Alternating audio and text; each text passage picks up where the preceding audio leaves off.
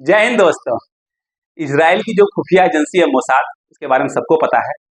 वह इजराइल के दो बड़े दुश्मनों को 36 घंटे के अंदर मार गिराती है। मोसाद का इतिहास बहुत ही खतरनाक रहा है। बहुत बड़े बड़े कारनामे के हैं इतिहास में। सब एक एक कारनामे को हम लोग इस वीडियो में आगे जानेंगे। आपको पता है 2-3 दिन पहले इजराइल के ऊपर एक मिसाइल अटैक होता है। उस मिसाइल अटैक में इजराइल के 12 बच्चे जो कि फुटबॉल खेल रहे होते हैं फुटबॉल ग्राउंड में, उनकी मृत्यु हो जाती है। अब उसका बदला लेने के लिए इजराइल ने लेबनान पे आक्रमण कर दिया। अब वो जो लीडर इस अटैक में इन्वॉल्व था उसको खोज कर मार गिराया। और कुछ समय के अंदर ही हमास का जो लीडर था इस्माइल हनिया, जो कि ईरान में था, ईरान की राजधानी तेहरान में, उसको भी जो मोसाद है वो खोज कर मार देती है। आपको पता है 7 अक्टूबर 2023 को इजराइल के ऊपर इजराइल के इतिहास का सबसे बड़ा अटैक होता है। वो भी हमास द्वारा किया जाता है। उसमें 1300 से 1400 इजराइल की जो इनोसेंट नागरिक हैं उसकी मृत्यु हो जाती है। और इजराइल में बहुत ज्यादा नुकसान होता है इजराइल को। अब उसके बाद इजराइल जो है गाजा पट्टी पर अटैक कर देता है और गाजा पट्टी को तबाह कर देता है और हजारों हमास के लीडर को मार गिराता है। परंतु उसका जो चीफ था वह कतर में छुपा पड़ा, क्योंकि 2019 को ही गाजा पट्टी वो छोड़ दिया था। उसके बाद कभी कतर में, कभी सऊदी अरेबिया में, कभी दुबई में, कभी सीरिया में, कभी पाकिस्तान में, ऐसे छिपता रहता था। और इस बार वो ईरान में चला गया, क्योंकि उसको लगा कि ईरान जो है दुनिया का सबसे सुरक्षित जगह है उसके लिए, वहां पे इजराइल उसका कुछ नहीं कर पाएगा। और 7 अक्टूबर से लेकर 30 जुलाई तक वो छुपा पड़ा था। मोसाद को पता नहीं चला कहाँ है।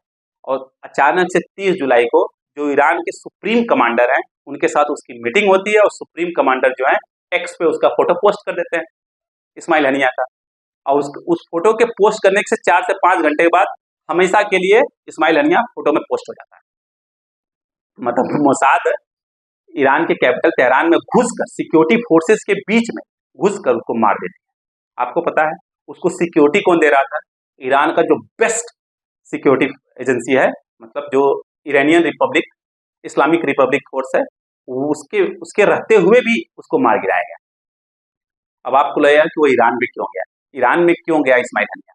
आपको पता है 19 मई को जो ईरान के पूर्व राष्ट्रपति थे उनकी हेलीकॉप्टर क्रैश में मृत्यु हो जाती है। और कहा जाता है कि हेलीकॉप्टर क्रैश इजराइल ने करवाया। अब पता नहीं सच है कि नहीं सच है, 4-5 महीने में आप लोगों को पता ही चली जाएगा, क्योंकि इजराइल का जो इतिहास थोड़ा अलग है। कुछ समय पहले ईरान का जो कमांडर था, मिलिट्री कमांडर, उसकी मृत्यु हो जाती है। और कुछ समय पहले जो ईरान का जो न्यूक्लियर साइंटिस्ट था उसकी भी मृत्यु हो जाती है। और सब के पीछे कौन था? इजराइल था। इसलिए कहा जा रहा है कि जो ईरान के पूर्व राष्ट्रपति हैं इब्राहिम रईसी, उनके हेलीकॉप्टर क्रैश के पीछे इजराइली है।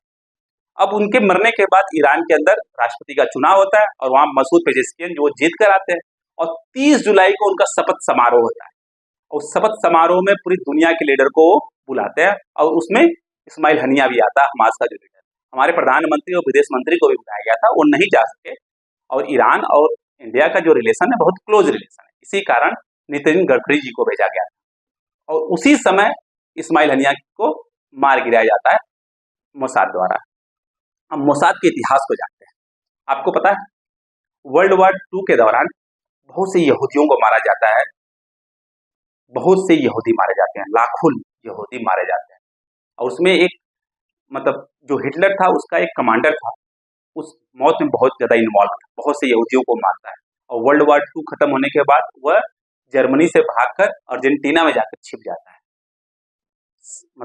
साउदर्न पार्ट ऑफ अमेरिका में जाकर वो छिप जाता है। और जब मोसाद को पता चलता है तो उसके बाद मोसाद जर्मनी में जाता है, जर्मनी से उसको उठा के लाता है, इजराइल के अंदर कोर्ट के आगे प्रस्तुत करता है और वहां पर उसको फांसी दिलाता है। और उसके बाद 1972 में आपको पता है जर्मनी के अंदर मुनिक में ओलंपिक था। उस ओलंपिक के दौरान जो इजराइल के खिलाड़ी थे उनको बंदी बना लिया जाता है पैलेस्टीनियन आतंकवादियों द्वारा, उनको मार दिया जाता है। उसके बाद इजराइल एक ऑपरेशन चलाता है रैथ ऑफ गॉड करके, गुस्से का देवता करके। और यह ऑपरेशन लगभग 19 से 20 साल चलता है। और इस ऑपरेशन का उद्देश्य था कि जितने लोग भी इन्वॉल्व हैं उनको सबको ढूंढ के मारना है, चाहे वो दुनिया के अंतिम छोर तक क्यों न छिपे हो। और ऐसा होता है, ऐसा ही होता है। और इजराइल जो मोसाद है वो ढूंढ ढूंढ के सबको मार देती है। और इस पर मूवी भी बना हुआ है, इस पर सीरियल ही बने हुए हैं। तो यह है इतिहास मोसाद। और मोसाद उसी तरीके से जैसे हमारे यहाँ हमारी खुफिया एजेंसी रॉ है, अमेरिका की खुफिया एजेंसी CIA है, रसिया की खुफिया एजेंसी KGB है और पाकिस्तान की खुफिया एजेंसी ISI है। अब उसको खुफिया एजेंसी नहीं बोलते हैं, उसको आतंकवादी संगठन बोलते हैं, परंतु चलिए बोल देते हैं खुफिया एजेंसी।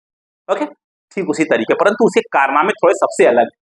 हमारे यहाँ देखिए, हमारे यहाँ हमारी जो रॉ है वो जाकर जो पाकिस्तान से टेररिस्ट अटैक होता है हमारे ऊपर, जो लीडर बैठा हुआ वहाँ पर, उसको मार ही नहीं पाते हैं। इतने सालों से हम मारने का प्रयास कर रहे हैं, दाऊद इब्राहिम को आज तक मार ही नहीं पाए। पर मोसाद के साथ ऐसा नहीं होता। इजराइल के एक भी दुश्मन जिंदा नहीं बच सकते। जब तक वो जिंदा रहेगा तब तक मोसाद सही से चैन से सांस नहीं ले पाया, क्योंकि आपको पता है पूरे इजराइल का जो पॉपुलेशन है वो 90 लाख है और चारों तरफ से वो दुश्मन देशों से घिरा हुआ है। अभी भी 4 देश से युद्ध कर रहा है, फिलिस्तीन से कर रहा है, लेबनान से कर रहा है, सीरिया से कर रहा है, यमन से कर रहा है। अब जो हमास के लीडर के मरने के बाद, इस्माइल हनिया के मरने के बाद, हो सकता है कि ईरान भी जो है इजराइल पर अटैक करे। अब समझ सकते हैं 90 लाख, 1 करोड़ भी जिसका पॉपुलेशन नहीं हो, वो 4-4, 5-5 देशों से लड़ रहा है और बराबर टक्कर, क्या मतलब उनको परास्त भी कर रहा है और बहुत बार इतिहास में परास्त भी कर चुका है। ऐसा होना चाहिए इंटेलिजेंस एजेंसी, ऐसा होना चाहिए देश। अगर उस देश के एक भी नागरिक को अगर कोई छू देता है, तब मतलब जो मोसाद है वो तब तक चैन का सांस नहीं लेता जब तक उसको मार ना दे। यह है इतिहास मोसाद का। आई होप आप लोगों को समझ में आ गया होगा। जाने से पहले अगर वीडियो पसंद आए तो इसको लाइक से सब्सक्राइब जरूर करिए। Bye bye, take care.